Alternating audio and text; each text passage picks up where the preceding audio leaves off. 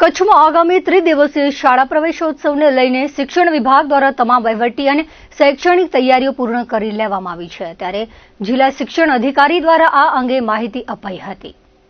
શાળા પ્રવેશોત્સવ કાર્યક્રમના અમારા અધ્યક્ષ માન્ય કલેક્ટર શ્રી અનિલ સર, જિલ્લા વિકાસ અધિકારી ઉત્સવ ગૌતમ સાહેબના માર્ગદર્શન તળે અત્યારે અમે ટીમ એજ્યુકેશનની ટીમ અત્યારે પ્રવેશોત્સવની તૈયારી કરી રહ્યા છીએ।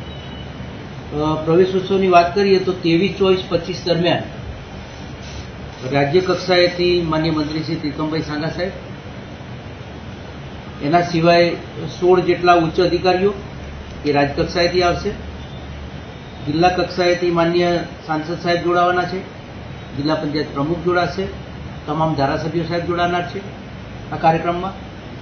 એના સિવાય જિલ્લા કક્ષાના અમારા જિલ્લા વિકાસ અધિકારી, કલેક્ટર સાહેબ, એસપી સાહેબ અને તમામ ઉચ્ચ અધિકારીઓ, જિલ્લા કક્ષાના અધિકારીઓ અને તાલુકા કક્ષાના તમામ અધિકારીઓ આ શાળા પ્રવેશોત્સવના અંદર ટોટલ 115 જેટલા અમારા રૂટ છે।